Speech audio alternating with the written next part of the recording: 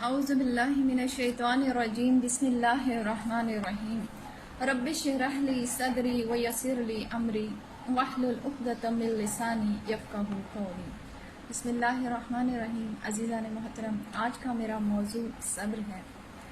قرآن کہتا ہے کہ وَلَمَنْ صَبْرَ وَغَفَارَ إِنَّ ذَلِكَ لَمِنْ عَزْمِ الْأُمُورِ، جس کا ترجمہ یہ ہے کہ جو شخص صبر سے کام لے گا اور درگزر کرے گا تو یہ بڑی ہمت کے کاموں میں سے ہے۔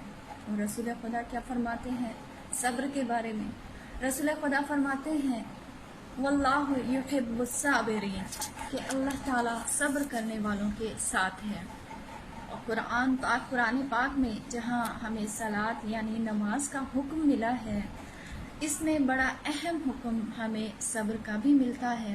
اقبال کے خطوط سے بھی ہم نے یہ پڑھا ہے کہ لوگ شاید صبر کو برداشت سمجھتے ہیں، ان کے ہاں گلہ کرنا، شکوہ کرنا، کوستے رہنا اور چلتے رہنا اور اس کا نام صبر رکھ دینا، جبکہ قرآن میں بار بار حکم ہے کہ نماز اور صبر سے کام لو۔ نماز کا تو ہمیں سمجھ آ گیا کہ دن میں 5 بار نماز ادا کرنی ہے، لیکن یہ صبر کیا ہے اور اس سے کام کیسے لینا ہے؟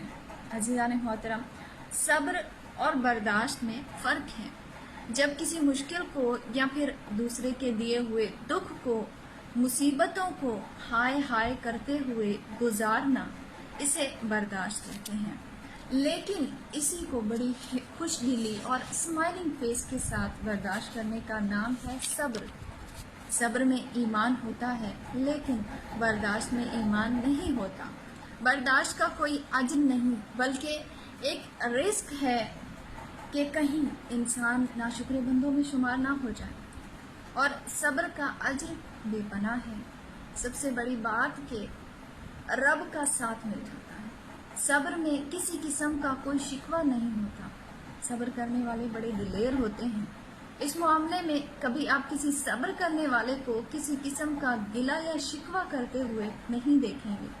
صبر کرنے والا ہمیشہ سچ بولتا ہے، لیکن کچھ ایسے موقع آتے ہیں جہاں وہ جھوٹ بولتا ہے۔ ایک تو جب وہ بھوکا ہوتا ہے تو وہ اپنے آپ کو پیٹ بھرا ہوا مانتا ہے، اور جب وہ مشکل میں ہوتا ہے تو اپنے آپ کو راحت میں محسوس کرواتا ہے۔ ایک واقعہ ایاز نامی ایک شخص کا ہے، وہ بھی خوب آدمی تھا۔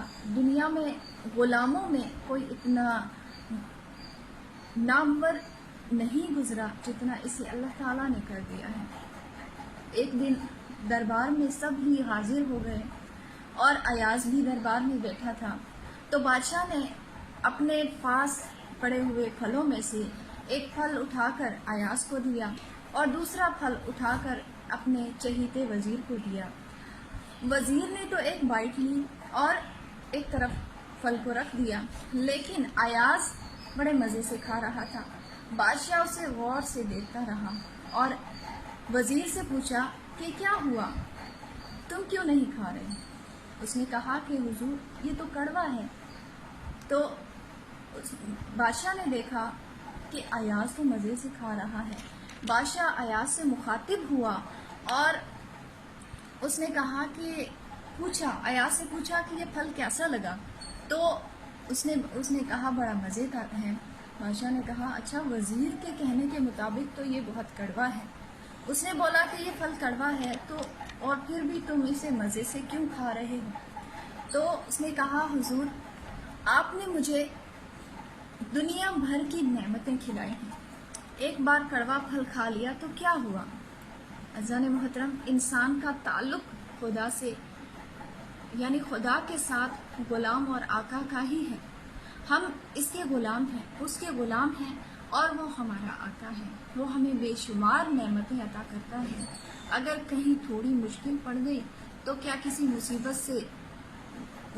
مصیبت سے گزرے تو شکوہ کرنا ناشکر گزاری ہے۔ عزیزان محترم، صبر اسلام کا اس طرح سے جز ہے جس طرح پانی کا زندگی سے۔ اگر پانی زندگی سے نکال دو تو موت آ جاتی ہے۔ عزیزان محترم،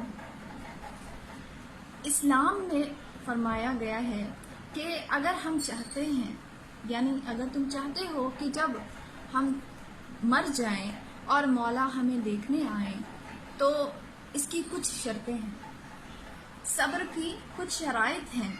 اگر ہم نے یہ شرائطیں جو ہیں ان پر عمل کر لیا تو ہم ان کے قریب آ جائیں گے۔ تو پوچھا کہ یہ کون سی شرطیں ہیں؟